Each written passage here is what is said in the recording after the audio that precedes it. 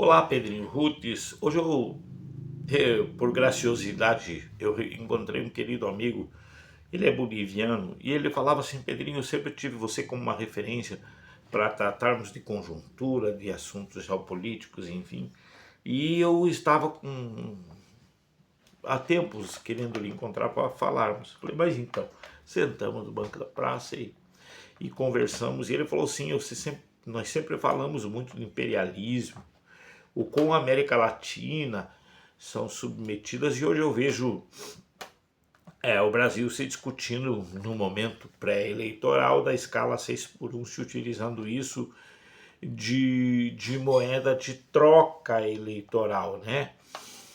Diz ele, mas eu me lembro sempre quando você chamava atenção, inclusive num programa de rádio que você com a tua esposa apresentava, chamado Caminhando com a Igreja, que vocês falavam dos bolivianos que viviam nos porões de grandes metrópoles como São Paulo, trabalhando em facções, trabalhando em frigoríficos, trabalhando de forma análoga à escravidão. E de tarde daí eu comecei a pensar e perceber o quão tudo isso é importante, acontecer coisas como um projeto, como um processo de seleção, né? Em redefinir, ou seja, resetar e começar de novo. Todo esse movimento extremista, toda essa polarização que aconteceu não somente no Brasil, mas a circunstância desse imperialismo capitalista tem resultados. O que foi o bolsonarismo, né? O que foi as consequências do utilizar a religiões, o nome de Deus em proveito de uma causa que não era meritória. Não sou eu, não estou julgando, mas estou falando o que eu penso. Quem pensa que quem despreza a vida, quem imita quem está morrendo, não merece respeito, francamente. Eu respeito toda e qualquer criatura de Deus, mas ela precisa também respeitar quem pega uma guitarra e faz sinal de arma, ou dentro de igreja se fazer o sinal de arma. Aí eu me lembrava uma máxima que se utilizou muito assim por alguns padres, pastores dentro de igrejas, que se dizia: amai-vos uns aos outros como eu vos amei, palavras senão de Jesus. Mas esse movimento modificou-a para armai-vos uns aos outros como eu vos amei, né?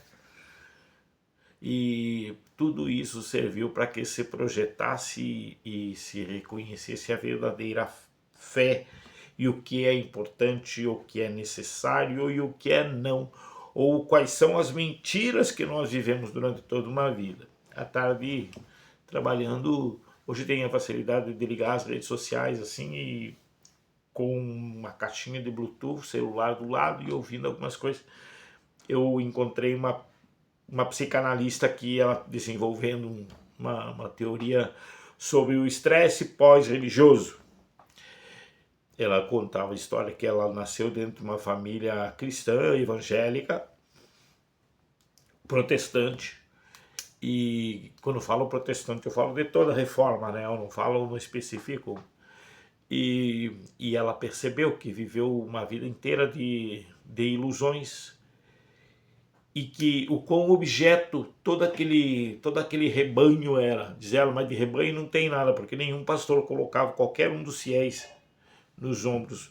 Apenas percebia não para o peso dele para colocar nos seus ombros, mas percebia sim o que havia nos seus bolsos. E todo esse movimento chamado extremista, que polarizou, ele tem trazido as pessoas, surge muitos pensadores, se a gente for assim para sair dos canais de televisão, que estão tendo muito pouca audiência, você verá muitos e bons pensadores construindo, seja em que linha do pensamento for, da música gaúcha ao rock and roll, vejo Minas Gerais, né? Minas Gerais é um estado proeminente, eu gosto muito, tenho muitos e bons amigos lá. tem algumas pessoas maravilhosas, por exemplo, o doutor André Virmont, padre Fábio Marinho, terra de Coralina, terra de Onésimo Gomes, cara, tem os irmãos Cavaleira, né, J Quest, tem muita gente boa, muita gente boa. E a gente vê se permitir ser governado por um cara que come banana com casca. Até o macaco sabe que tem que tirar a casca da banana para comer. Então, o quão tudo isso está fazendo todo mundo refletir e voltar ao eixo. Então, como o dilúvio, como o HIV, como Sodoma e Gomorra, como tantos eventos, este episódio extremismo também está servindo para fazer um processo de seleção social. E está surgindo uma geração provida não de informações que pacotes midiáticos como os globais trazem, mas um pacote de informações que tem um desejo pessoal de tê-las.